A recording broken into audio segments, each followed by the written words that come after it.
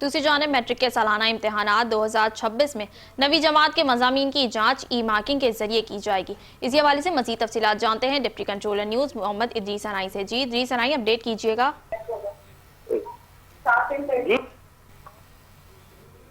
इदरीस अनाई, आपको आवाज़ आ रही है?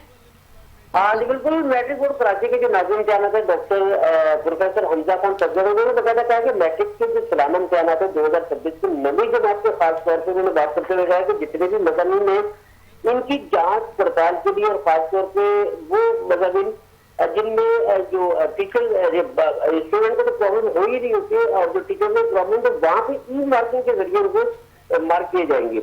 अच्छा, ये जो उन्होंने कहा है तो इससे मैं तो बताऊँ कि नवी जमात के तमाम मज़ामीन बल्कि 10वीं जमात के हयातियत और कंप्यूटर की ई मार्किंग बकायदा शुरू कर दी गई है। अच्छा, जो बायोलॉजी के जो जितने भी सब्जेक्ट है उसके जितने भी मार्किंग है वो तो अभी स्टार्ट कर दी गई है और मजीद जितने भी मज़ामीन है जिसमें खासतौर पर कंप्यूटर है उसमें भी ई मार्किंग का सिलसिला जो है वो जल्द जारी हो जाएगा। और ये बकायदा जो चेयरमैन बोर्ड है गुलाम अजहर सऊद, उनकी हदायत से ये काम किया जा रहा है और उन्होंने कहा है कि इम्तिहानी निजाम को ओ लेवल के तर्ज पर करने के लिए हम शॉर्ट नोटिस और एमसीक्यूज को बढ़ाएंगे और इनका हिस्सा 50% तकरीबन कर देंगे, जबकि 50% से जो तफसीली जवाब है वो स्टूडेंट से लिए जाएंगे।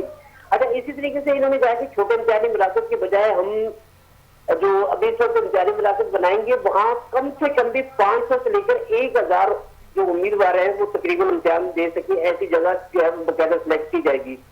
अच्छा, 2026 को जो 9वीं और 10वीं के इम्तिहान हैं वो मार्च के आखिरी में लिए जाएंगे और इसमें जो मौसम गर्मा की जो तासीलात है वो जून या जुलाई के महीने में होंगी।